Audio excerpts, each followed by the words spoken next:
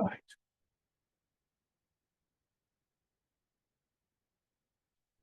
So to start off with, just make yourself comfortable in the chair. If you're familiar with the postures enough, you have a sense of how it can feel. You can sort of feel yourself moving towards that. But even if you don't, just the sense of being able to settle a little bit in mind and body, paying attention to your posture, your breathing.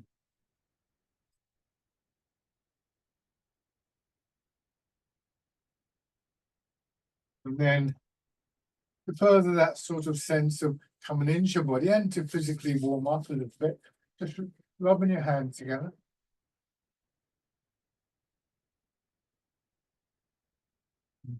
Tapping over your face. Use the pads of your fingers, quite a light movement, quite rapid. Changing to going over your head, and I tend to use the palms of my hands here.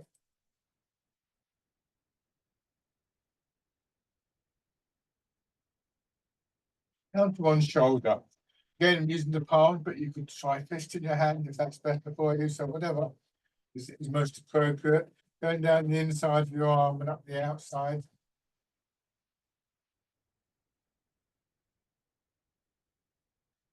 And the other shoulder, your arm,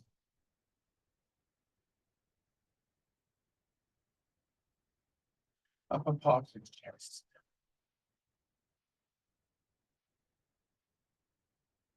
Your belly.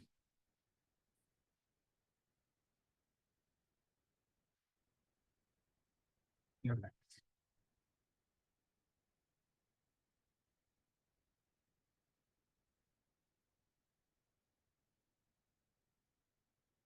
Now, pick a reclining posture. Use this one to focus principally on this feeling of allowing gravity to pull you down, of sinking into the chair, and perhaps also noticing what sort of stops that. We can easily find ourselves sitting in a relaxed position. You may notice you're watching television or reading a book, and suddenly realize that your hands are really tight, or your shoulders have gone up around your ears, or something like that. Do that quite unconsciously. And one of the things we want to try and do in Tai Chi is to replace that with this feeling that we're able to just allow ourselves to release that tightness. We don't need it, but we have to go through the experience of releasing it in order to find out, in a sense, what lies beneath it. And in a very real sense, what lies beneath you at the moment is your chair, and you can begin to feel some kind of confidence, some kind of connection to that. And this is a process we're going to repeat in the upright position, of course. So when we sit up or when we stand up, we want to keep that feeling of allowing gravity to work through our bodies. And of course, one of the things that is really important here, one thing that's really helpful, is that as I sit here, I can feel the chair there. If I was leaning out there or something like that, then just allowing gravity to work through me is just going to pull me to the floor. So we have to think about structure and posture and various other things of that nature in order to be able to achieve this. So coming back to the upright position, your support comes through your feet. If you can be forwards in the chair, so a little bit of your weight in your feet, that will become clearer. Through the chair, of course, because you're still sitting down. But the connection to the chair now is through lower back, hips, buttocks. So those are the areas that we want to feel are beginning to just get that release of tightness and stiffness. Just remind yourself what that term releasing feels like, and do this by holding the hand in front of you. Really sort of grip tightly for a few moments. Don't go mad at this, but notice how when you do that, there's a kind of build up of tightness and stiffness all the way through the body. we could just let the arm drop down, but then we wouldn't have the structure that we want. But if you can see here, what I'm going to do is just loosen my fingers a little bit. So as though I've got my finger wrapped around some kind of delicate object like a feather. And that change from the really tight grip to what we would call a more open grip, a softer grip, is the process of releasing. That's how it feels in muscles and joints throughout our body. So we can use our intention, we can use the memory of that to try and encourage that kind of feeling in that center part of the body. Again, lower back and belly, hips and buttocks, and to a degree, thighs and knees as well. Creating a kind of pathway downwards that means that it's almost like your body can become very fluid and is flowing down through that space into the ground. And what's left after that, remember when we released in the chair, we noticed the chair more, particularly in the upper body, you'll begin to notice your spine, your rib cage, the various aspects of the skeleton and the surrounding area continue to support you. So we begin to recognize this quality that builds into what we call inner strength in Tai Chi. And again, we can begin to build up a sense of confidence in that. So with that in the back of your mind, just begin to move by turning your head gently. The release of tension and stiffness in your body opens up a degree of space. When you're not sort of pulling your shoulders in, there's more space in your chest and the neck. And that's where the movement takes place. Movement, the flow of the movement, the energy, filling the space that's available without straining to push for more. But recognize that as you continue to move, that the very fluidity of the movement encourages more releasing. So your range of movement will gradually increase.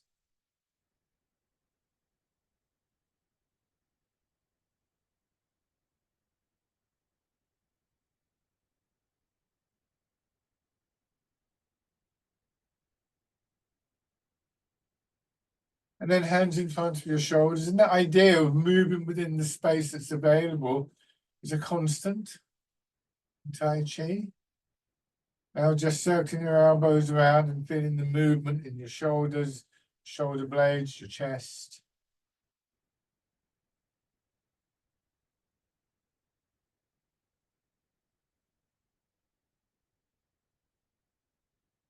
Going forwards.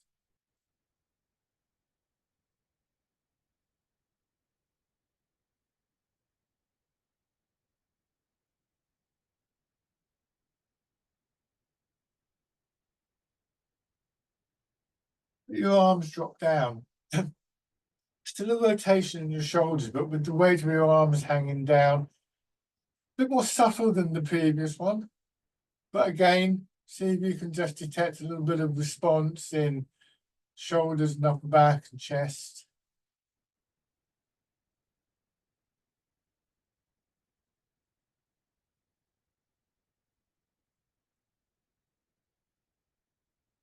Raising your arms and still a rotation through your arms, a little bit more movement in your wrists and your fingers.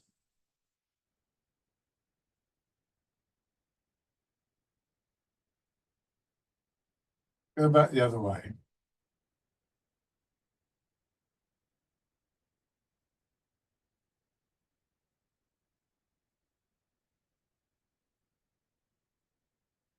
And chest. Now, at the moment your pelvis is fairly level, but if you tilt it forwards, that would take your head and shoulders and your weight forward, so more of your weight into your feet. Push down gently to push your head and shoulders back. Try not to strain, become upright. Another thing that can help with that is the feeling in your hips as you go forwards, that they're still pulling back into the chair, like somebody's pulling you back from below. And so what happens is, as we go forwards, our back and our spine gently extend. And then as you push with your feet, there's a contraction through your back, and that complements the push up from the ground. So these two forces acting together bring your head and your shoulders, your upper body in general, into an upright position, more upright position, without strain.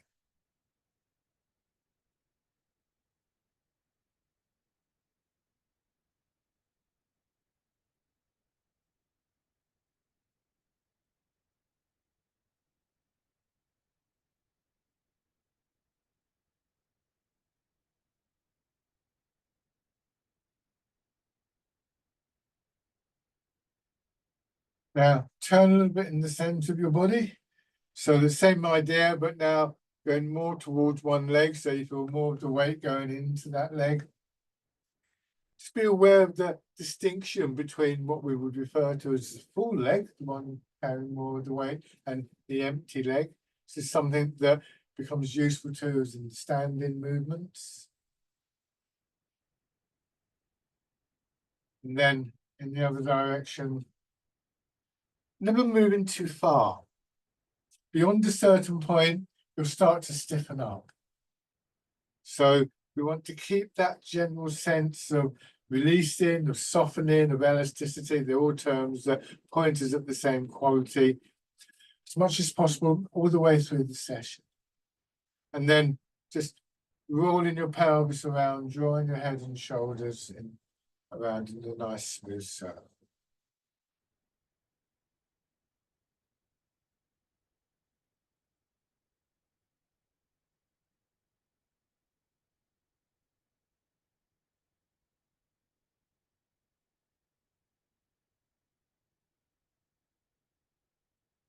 And then back the other way.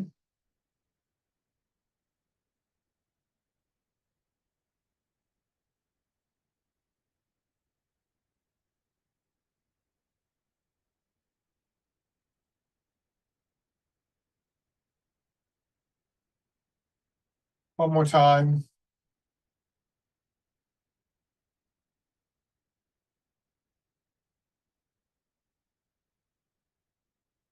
And then just push up one heel, extend the leg, taking a step forwards and back. Try and get your foot fully on the floor. If you can't do that, if you're struggling to do that, make it a slightly shorter step. On the other side.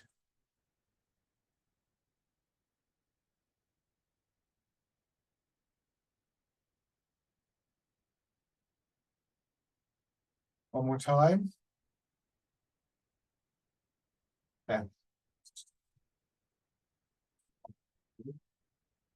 So back to this original posture, arms down by your sides, beginning to combine those different movements. So what we're looking for now is what's happening here or here or here. We may find our attention drawn to those areas quite naturally, and that can be very useful. But underlying that, sort of background to that, is the sense of a whole body engaged, committed to the movement. So turning your hands palm forwards, tilt forwards, rotating your arms. It's called bird folds its wings.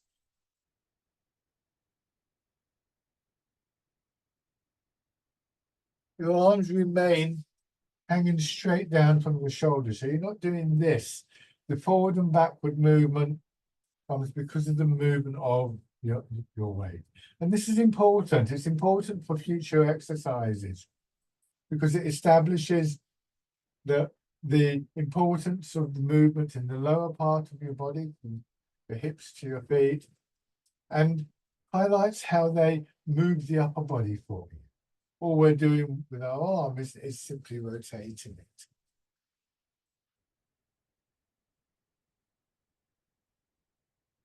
And this part of the body between pelvis and waist connects upper and lower body. So it becomes very important in our practice and a useful part of the body to rest our attention in, a part of the body that we can sort of rest in and look out to the rest of the body. One more time. So from that forward position, keep your hands facing backwards. Sink back, letting your arms swing from the shoulders. So there's a very gentle curve there.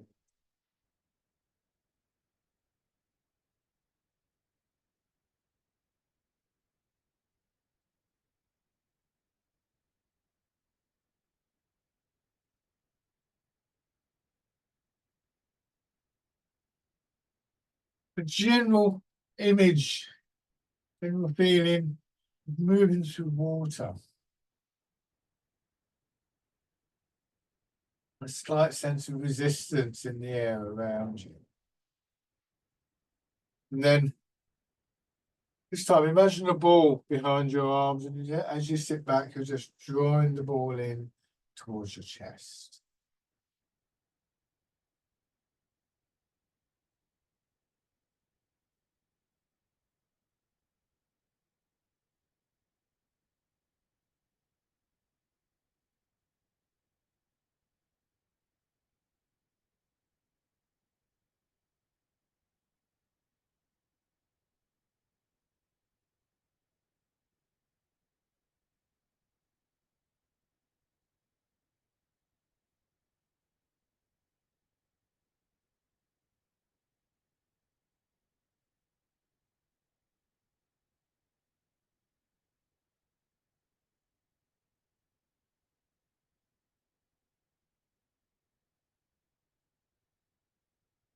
In this position here, as you come back, simply turn your hands palm in, drawing your elbows apart, feeling the chest expanding and then contracting.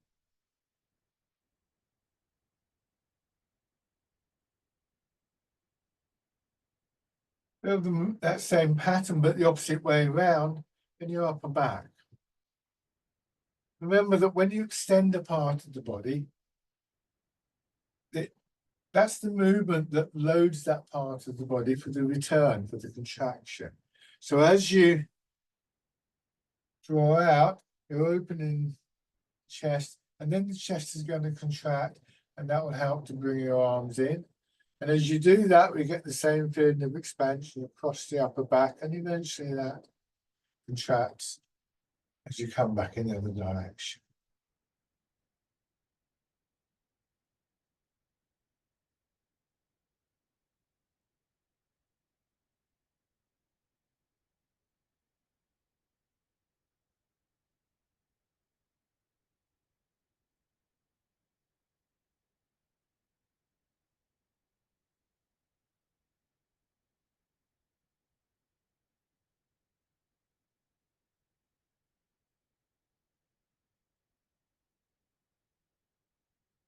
Now this time, bring your hands straight back, let your elbows go out a little bit. Pushing wave, hands palms forwards. The wave-like movement, pushing your arms away from your body. First thing that happens is my hands turn, my elbows come in a little bit. You note the shape of the arm as my elbow gets pushed away from my body, my hands gently curve up. So we don't have to lift our hands. A very common error here is that we get to here and we do something like this. We raise our hands and straight away that stiffens the shoulders, and then we're struggling to push. It's a nice smooth movement, pushing wave like water flowing through your body.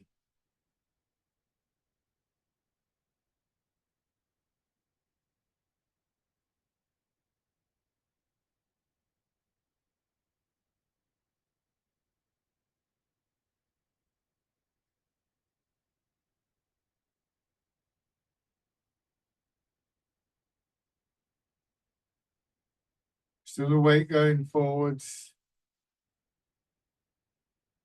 Do one more of these.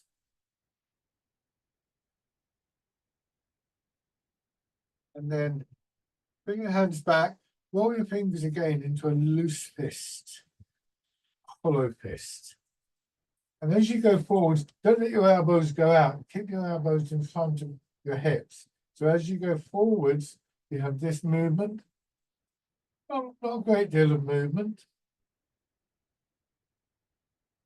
But then think of that angle in your elbow on the arms. Just as you go forward, let that out that angle become much more shallow, and then it deepens again.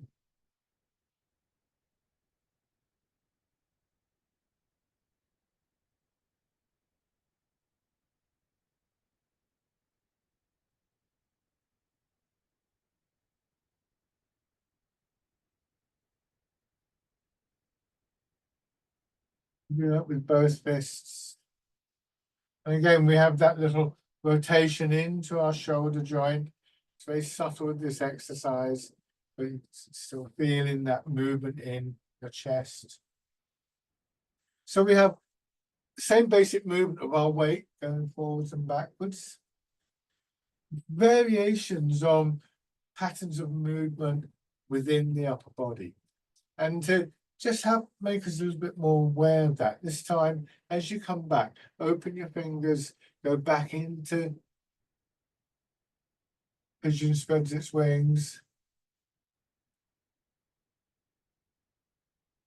And then change to push and wave again. And then this latest punch with both fists.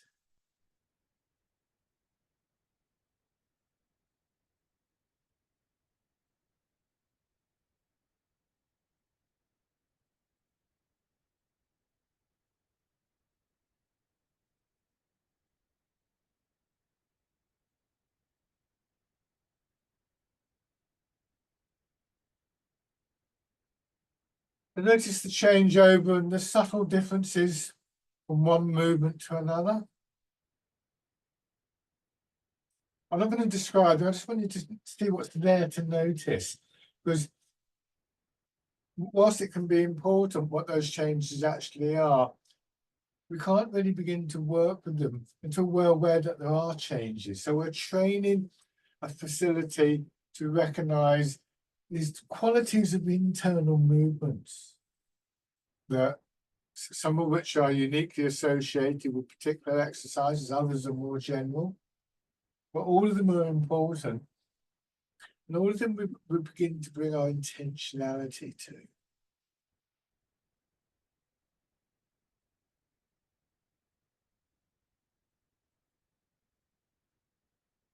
This one more time. Excuse me. Open your fingers, turn your hands out, winding back.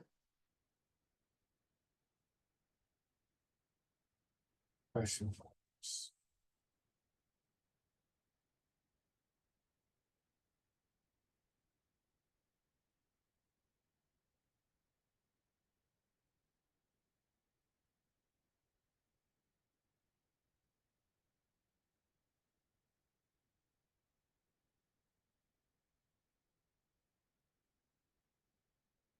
One more time.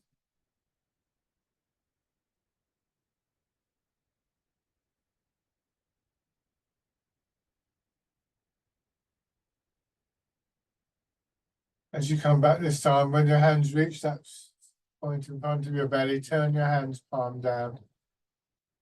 Turn a little bit to your left, ease forwards, let that movement extend through your arms and your fingers, and then back, just polishing the tail. Notice how there's a movement out from the center part of your body and then back in.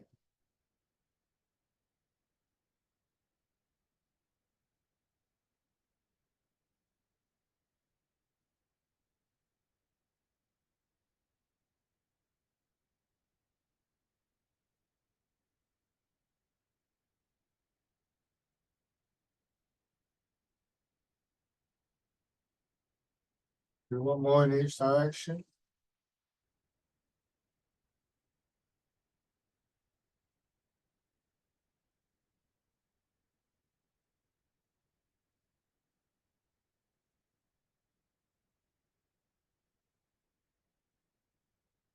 Hands rest down for a moment, turn them palm up, and then with a gentle push from your feet and your hips, your hands being pushed up, and then so they're draped over a ball. and down. So you push down through your feet gently, push down through your hips. You feel a movement up through your spine towards your head. Your arms follow that movement. Turn them over. They'll just releasing in your back and your hips with the downward.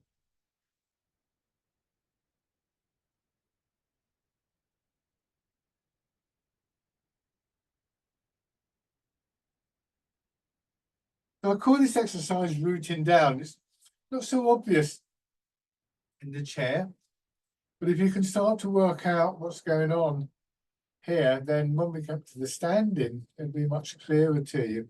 And essentially, what's happening, I don't want you to do this, but it's almost like what I'm doing is I'm pushing through my hips, I'm pushing through my feet, and I'm going to stand up.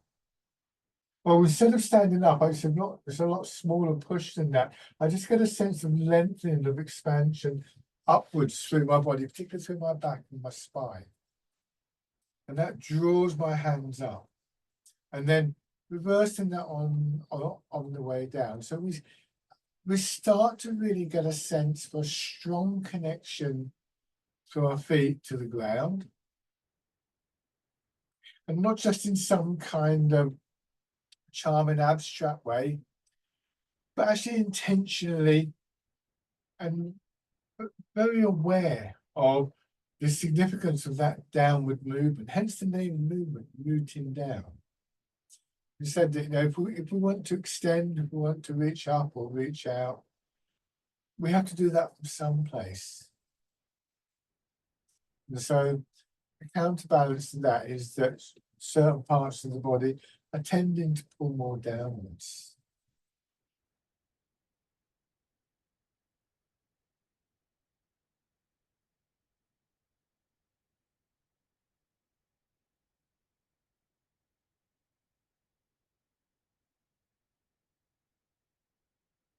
One more time. Let's do all the exercises make use of this, but not always as obvious as that, sometimes more subtle, but the wild goose certainly does here, like a bird in flight. Remember that a bird to take off needs to push down into the ground. So really all movements in Tai Chi have this connection to the ground, the rooting down. That's something that really benefits us from the point of view of general stability.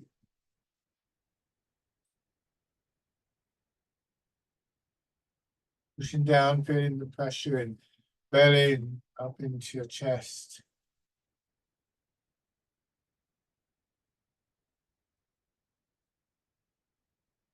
And then parting the clouds. And there's a strong relationship between the pushing up and the sinking down. Here, feeling gravity work through your head, your shoulders and your arms. So sinking down into the chair, a bit of a compression here in the center, which then starts to expand, pushing our arms up again. We have two movements now. Then we have the downward movement as we yield to the pull of gravity. We allow gravity to work through our body. This is the energy of you, Chinese terms.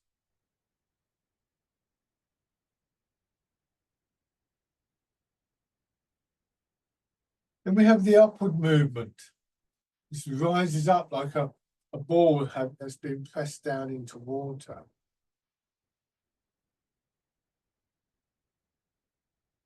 Almost inflating the body.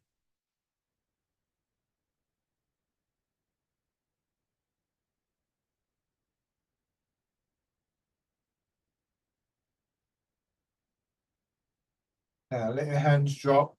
So this same idea running through all of the exercises. This time, dragon plucks the stars from the sky.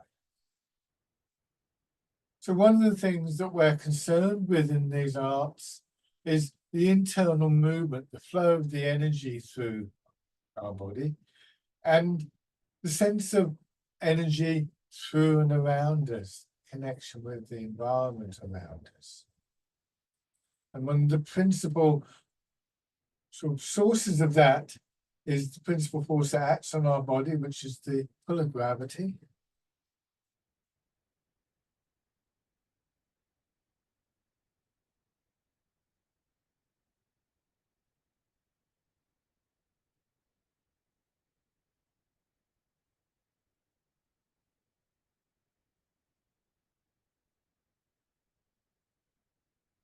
The downward movement is the energy of Liu.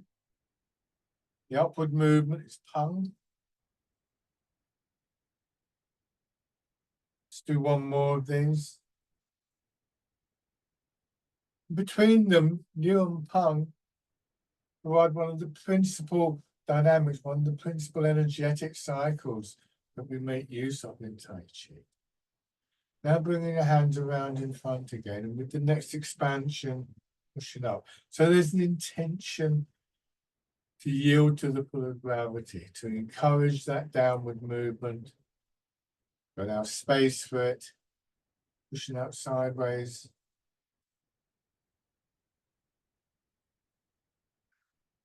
And to allow space for the upward movement.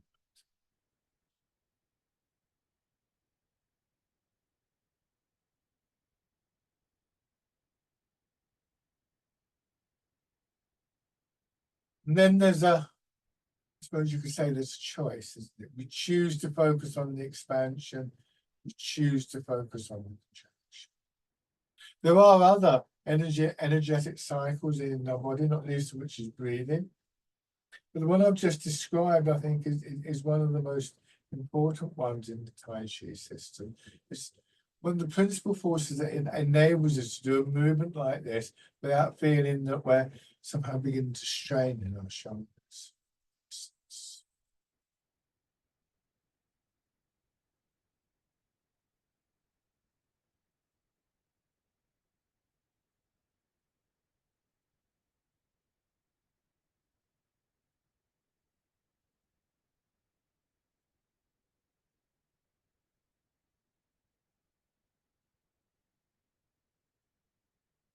This time, push up and excuse me, as you start to push sideways, you turn in the center of your body, as we did a little bit earlier when we were simply transferring our weight. Turn back to the front, and then go in the other direction, and back. And then facing the front and push it out. So pushing in 4 directions here. Returning your hands, returning your attention to your center. Remember, this is the place, the location in your body that you're wanting to sink towards the ground. It's the location in the body where we learn and we train to bring our attention to let it settle, and from which point we can look outwards, like sitting on the edge of a cliff, looking out over the sea, and in particular, paying attention perhaps to the upper part of the body, those patterns of expansion, contraction. And it's through the center part of the body that we guide our intention. Here, maybe an intention to expand in your back.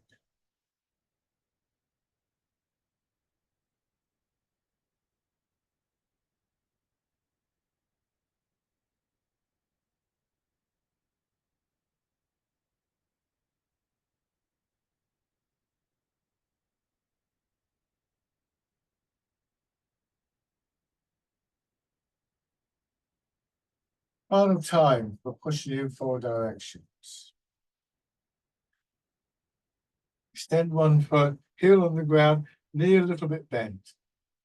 Ease forwards, another circular movement, scooping the sea and looking at the sky.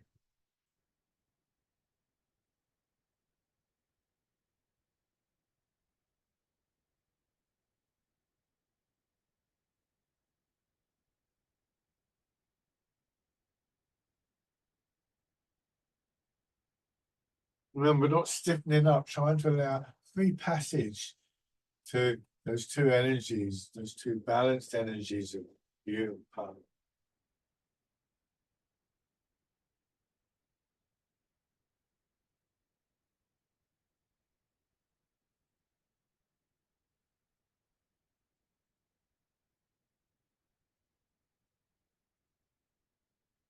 Now changing again, loosely fisting your hands, extending through your back, grasping the tiger's ears. Try not to rush. As you go forwards, your arms are left behind a little bit now. I'm exaggerating, but see how the chest opens. Your head is projecting upwards, so that will tend to draw your whole body upwards, including your arms, and then the chest contracts, bringing your hands around. Those were all very exaggerated movements, by the way. The reality is it's much more subtle. Still remembering that feeling of sinking into and, in a sense, pushing out from ground.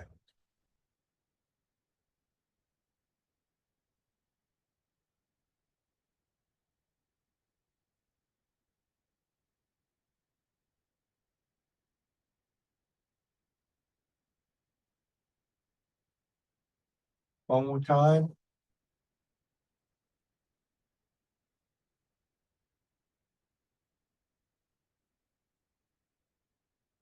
Same two exercises with the other foot forward. So plant the left one down, extend the opposite leg. Be carefully with the back here. Don't go too far with this movement. It's nice to get that little sort of extension outwards, but remember you've got to come back up again, and we're trying to do that very smoothly.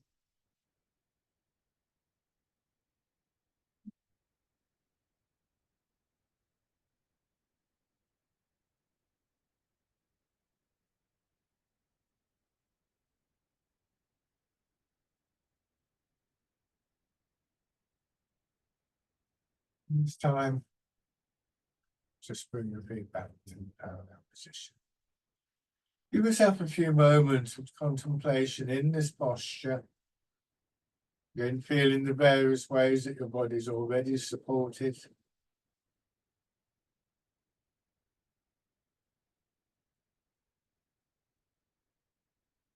Again, feeling that structure. The chair, of course, is a factor here. Your legs, the back, supporting different parts of your body in different ways, but supporting everything from inside is this structure of bones, skeleton, surrounding area.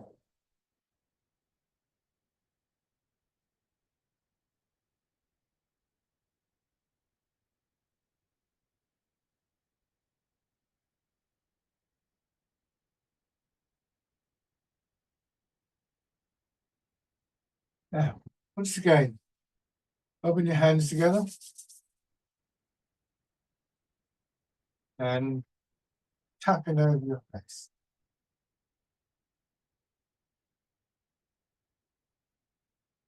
Over your head and neck.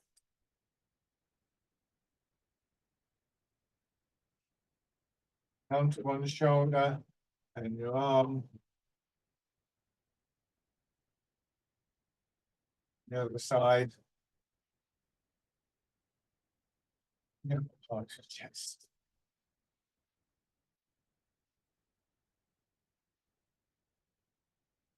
Down onto your belly, nice and light on your belly.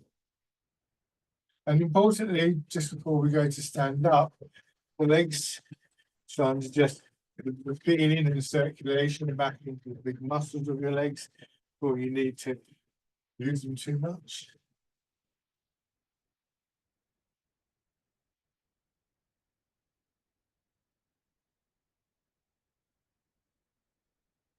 Good, and to further get the legs moving, pushing your heels up.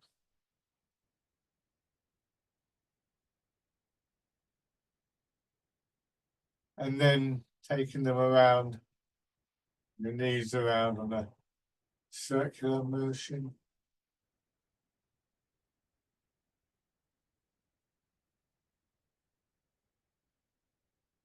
Back the other way.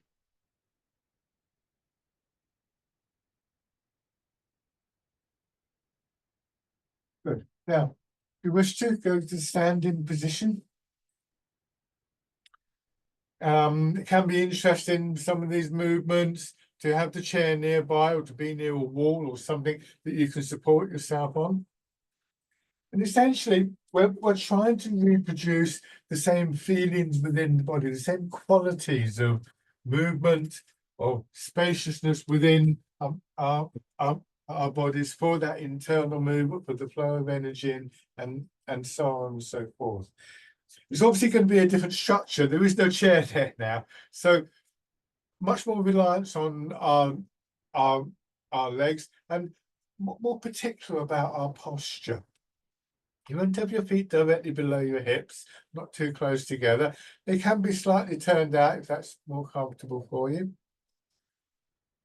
You want to feel that your head is directly above your feet, not sort of leaning forwards or backwards. So if I were to get this pole, in theory, I could position it so that it was exactly in line with the pull of gravity, at which point I could walk away from it. In practice, it's a lot harder than the simplicity of the description implies. But the potential is there when we can find that alignment with the pull of gravity. So you want gravity once again to feel free, to have the freedom to just flow down through into your feet, ideally a little bit forwards in your feet. And we let the upper body sit into the legs. So I exaggerate, this is exaggerated. I look for that feeling of releasing again in my hips and lower back. And I just let myself drop down. It's like dropping down into water. Oh, excuse me, please. Have a drink. If you are in water, if you're in a swimming pool, you drop down into water, you feel after a while the buoyancy of the water holding you up. And in the same way, this within the chair, you may have noticed it in the chair, as I mentioned, that sense of just allowing yourself to drop until you feel that sense of support, that sense of an energy moving upwards from the ground, from your feet, through your legs and so on. Let your hips drop back a little bit more. That feeling of buoyancy in the legs gets stronger until eventually they push you up. And the feeling of gravity pulling on your body gets stronger and eventually it pulls you down. Pay particular attention to lower back and hips, and buttocks. As you do this, when the hips drop down, we literally sit into the legs. Now, bring your hands around as though you're cradling the ball. This is the standing version of rooting down. Trying to get a feeling of your center of gravity dropping through the floor. At the end of the movement, turn your fingers out, go into the standing version of the wild goose.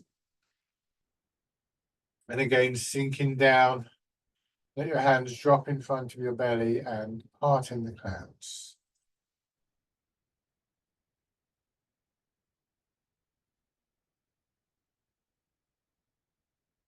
And then go back to rooting down. So that same basic pattern in hips, sinking down, now change into the wild goose, change into parting the clouds. And just noticing again the changes in the patterns of movement within your upper body. As we become more skilled at noticing those, more aware of them, we realize that they're movements that are quite likely to be influenced strongly by our intention. And this is where our minds influence the movement of our body, mind and body and energy beginning to work together. We can do this through simple awareness, instructions, through imagery, through memories. That those of you familiar with the movements will start to remember certain things happening within the body. And this is a growing development in Tai Chi. The movements become more and more internalized.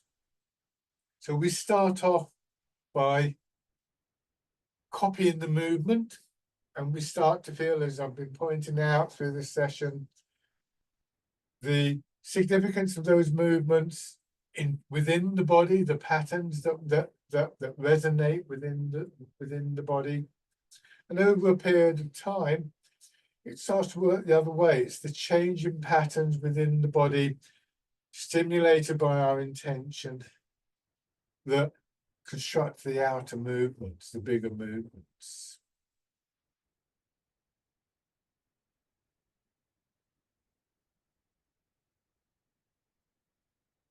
One more round.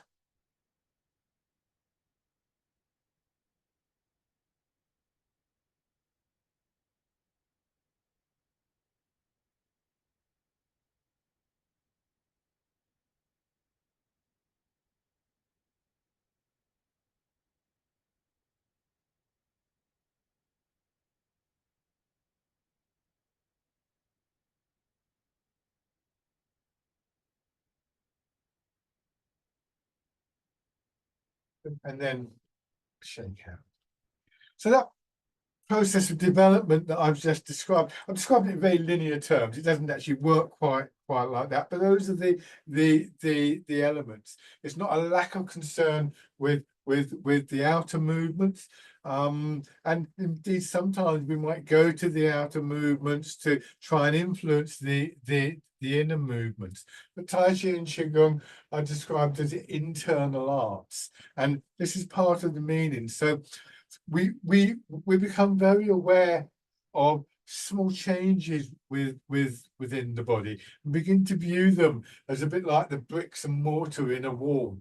And so if, say, for instance, we want to increase our range of movement, if you want more movement in, say, parting the clouds, we can start to refer to what is already happening and look for those areas in the body that may be responsive to the intention to expand a little bit more. And like the accumulation of bricks in a wall, making a big wall, so the accumulation of those small movements lead into the bigger movements.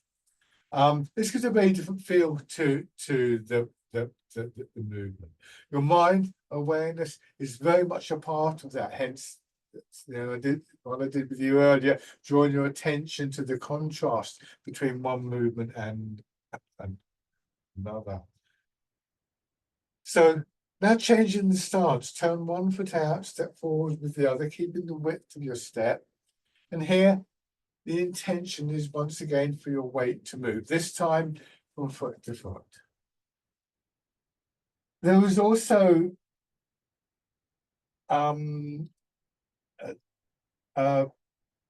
we also pick up, sorry, the dynamic that we had earlier. Before we were sinking down and pushing up. This is much more subtle here. We don't necessarily go here and then sort of bend the knee more. It may bend a bit more, but we'll look for that feeling of releasing, giving us a stronger sense of being pulled down, which then pushes us back. And then we do the same thing in the other foot. So once again, we use that process of releasing. We use those two movements of the yielding energy, Yu in Chinese, the rising energy, Hung in Chinese, to move through the body, and we direct it through the center of the body from foot to foot.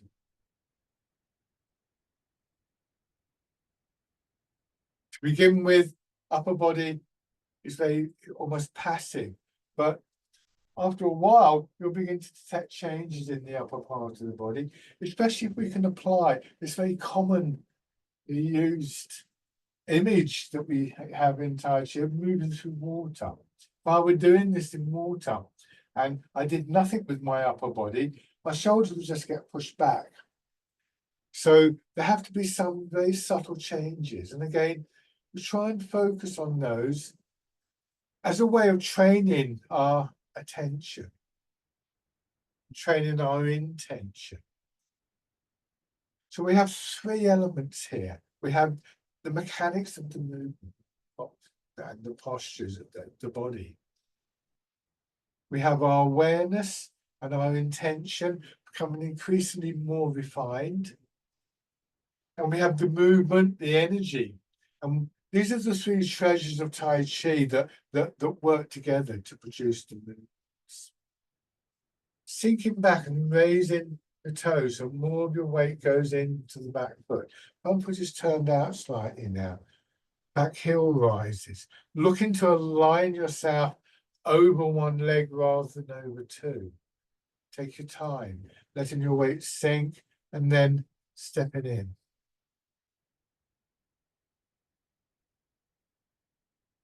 Aware of pull of gravity, much the same way you might be aware of a plumb line that you hang wallpaper with, or a ruler drawing a line on a straight piece of paper.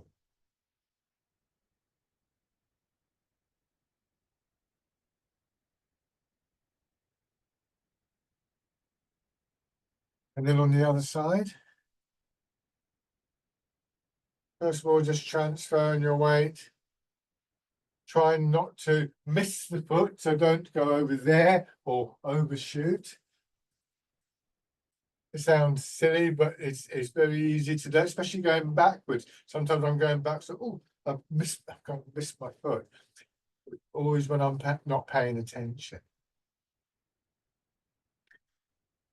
Part of the progression again, I think, is a growing sense of awareness of what is happening in our body moment to moment. This is beneficial for our minds, our attention, in terms of anchoring our attention in a calmer space. So that sense of calmness tends to stay with us. And also because we're then more likely to be able to use our body correctly. Beginning to raise your toes and your heel.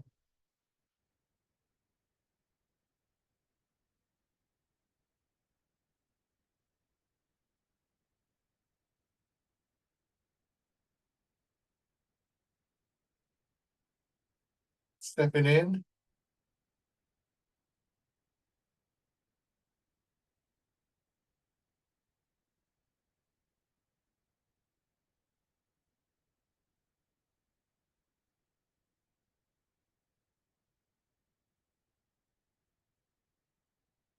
And then take a few steps through, either forwards or backwards, depending on where you've got the space. So gradually we learn to move around with that sense of both calmness and attentiveness, very much a presence. Change direction. And this is something that I always feel is a great benefit that spills over into our daily lives.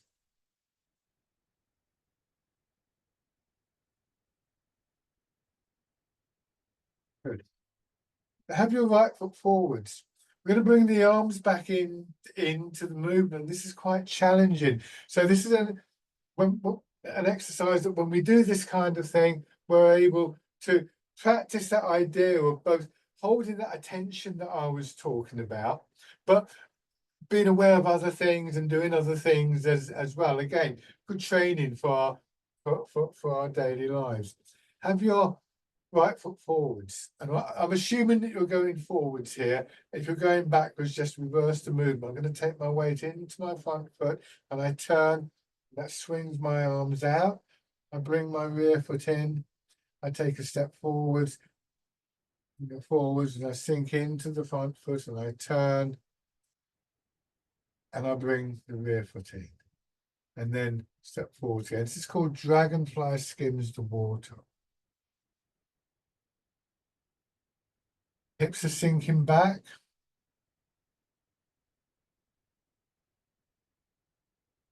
Don't rush the movement. Settle yourself in the supporting leg before you try and turn too far. Try and keep the shoulders quite soft. Remember the feeling of movements like the wild goose. And then reversing the movement, taking your time. So I'm putting the foot down and just taking a moment to settle myself in each time. These are all things that we want to become useful habits for us. Now, this time I'm going to go forwards again, and I'm going to see if it works. Raising the leg up. If you're not comfortable with doing that, if it's too wobbly, then leave it. Just recognize that as your knee comes up, the counterbalancing movement is that feeling of dropping, the pull of gravity through your hips. Dragonfly skims the water.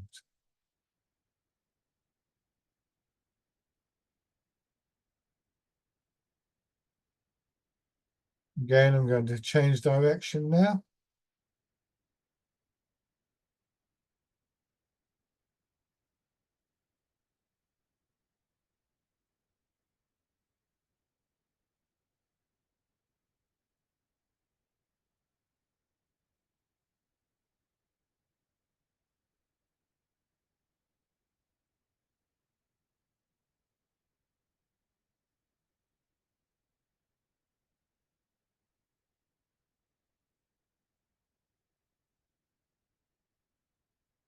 And then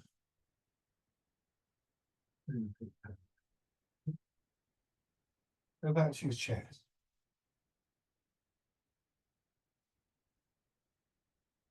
Well, we started off with the basic sitting position. This feeling of being in line with the pull of gravity, being comfortable, developing that into the idea of allowing our weight to sink, getting the sort of release of tension, and ultimately the stability that comes from that process of rooting down. Recognizing that the root is not just a way of being able to be stable, but it's also something that is a source for energy. And we built on that in various ways until we got to that last exercise, which is obviously quite tricky and a lot more complex. But just using the basic principles all the time, turning in the center sinking, and so on and so forth. So now we come back to this to this sort of foundation for all of that, the basic posture, which really encapsulates these qualities. It's called Embrace Tiger, Return to the Mountain. The tiger is sometimes said to represent just everyday life that very easily throws us off our center. We lose stability, we lose the calmness, we lose the spaciousness, and so on and so forth. Very easily, there's lots of things going on in our lives and around us that can do that for us. But Tai Chi offers a way back to the mountain. So we may not be there all the time, but the mountain, with this image of the mountain, the strength of the mountain, the space around the mountain. There's a dynamic quality, there's a movement, there's an energy, as well as a stillness. So in many ways it can encapsulate the idea of a lot of these qualities. Just letting your hands drop down, pushing up. And again, feeling the pull of gravity through your body. Before it becomes a strain, just releasing a little bit in shoulders and elbows to bring the hands around, and then in, and then down. So the pull of gravity and the way our body's responding to it can be a good way of, if you can be aware of that, you can make use of that to bring yourself back to the mountain. But there are other things going on as well. It may be the image of the mountain or some other sensation in your body that you begin to associate with this process of return. You just give yourself a chance to sort of play with that idea a little bit.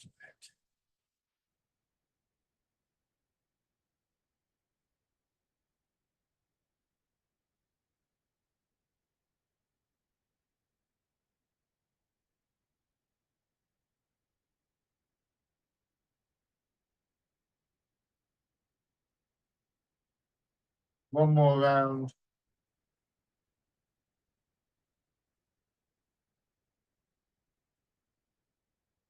And rest.